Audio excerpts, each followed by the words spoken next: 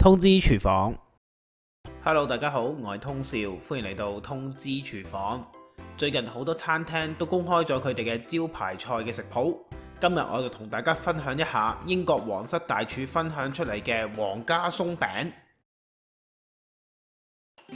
第一件事要做嘅就係要將個焗爐用攝氏190度預熱咗先，然後我哋準備好啲中筋麵粉，將佢過一過篩，放喺一個器皿入邊，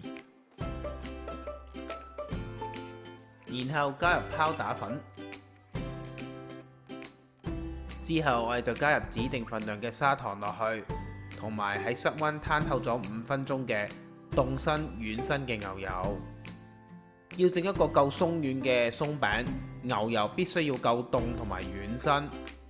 我哋可以用手將牛油搣開成為一塊塊，證明佢已經夠軟身啦。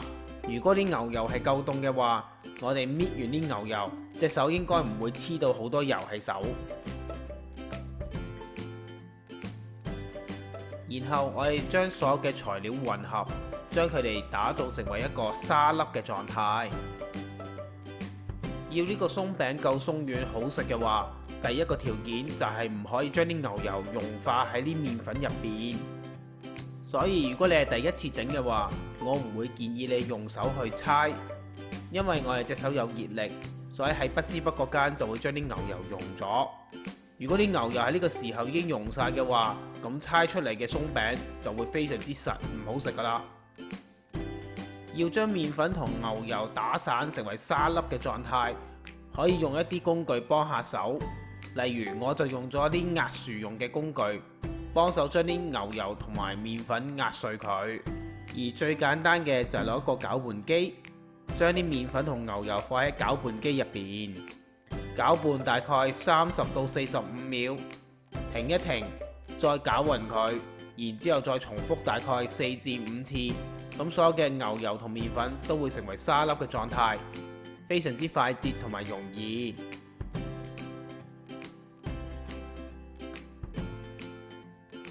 麵粉同牛油成為沙粒狀態之後，我哋可以用一支匙羹潷起佢，周圍檢查一下，睇佢夠唔夠鬆散。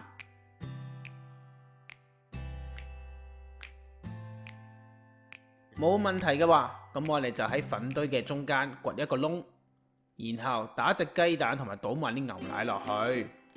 其實我會建議大家直頭將牛奶同雞蛋攪勻成為一個蛋漿先，咁樣加落去同麵粉一齊撈勻呢，就比較容易撈啦。之後用一個膠嘅刮，將所有嘅材料混合成一個麵團，但係唔需要過分攪拌嘅，亦都唔需要完美咁樣完全混合，盡量將所有嘢猜埋一齊，咁就 OK 噶啦。就好似你而家見到咁樣，所有嘢都係一粒粒咁樣未完全混合好嘅，唔怕噶啦。用手將佢哋盡量黐埋一齊，然後就將麵團放喺灑咗麵粉嘅台上邊。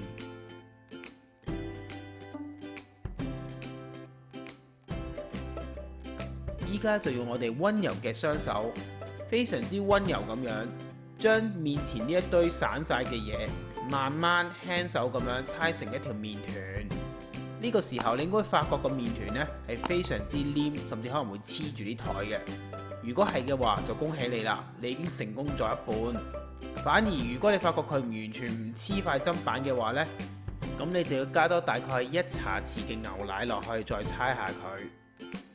當所有嘢混合好，成為一個有黏力嘅麵團之後，我哋喺佢表面撒啲麵粉落去，等佢容易啲俾我哋碌成長條形。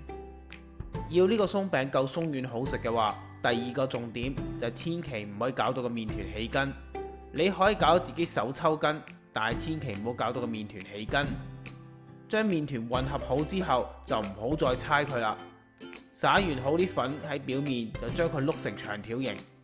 如果台面黐住咗一啲麵團剩咗喺度，就盡量刮走佢，唔要噶啦。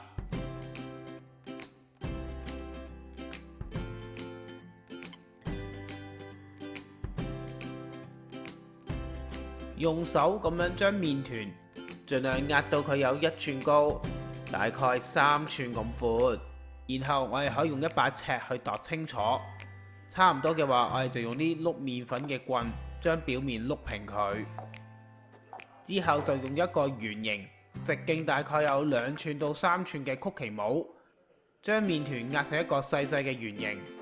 你冇呢啲曲奇模嘅話，可以學我咁用一啲膠嘅杯或者玻璃杯去做都得。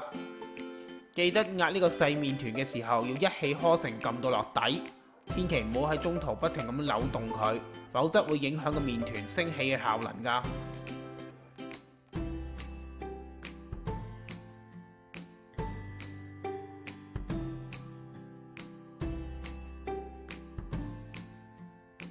做完第一輪之後，我哋將剩低嘅麵團再次碌成長方形，同頭先一樣，要確保佢有1寸高同埋3寸闊，一樣用棍將佢碌平，然後再用曲奇模或者杯壓出呢啲小麵團。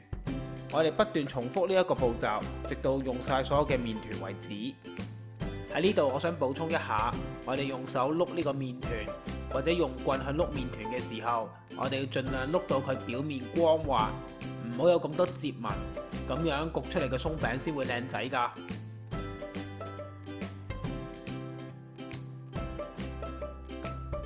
之後我哋就將呢啲小麵團放喺鋪好牛油紙嘅焗盤上邊，當然唔好唔記得，大家要保持一個社交距離啊。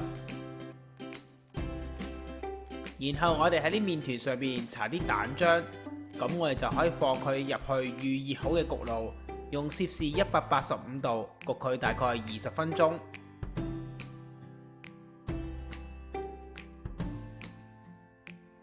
鬆餅就焗好咗啦，你睇佢幾靚仔。不過呢個時候唔好即刻攪佢住，俾佢休息5分鐘先。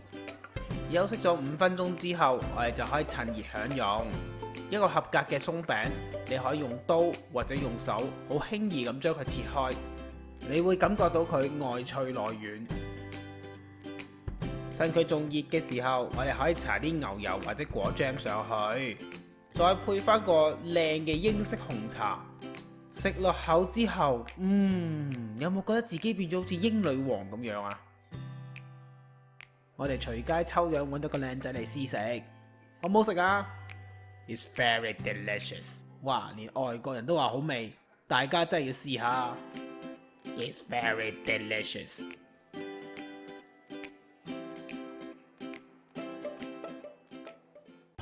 最後嘥多你30秒提你，食材嘅份量已經寫咗出嚟啦。睇唔切嘅話，就喺上述嘅網址重溫。要知道我啲食材用咩牌子嘅話，就睇睇呢個短片嘅info。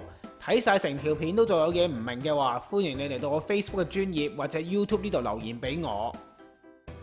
如果大家中意我嘅短片，希望你會俾個 like 同埋 share 俾你身邊嘅朋友，仲要訂閱我嘅頻道支持下我。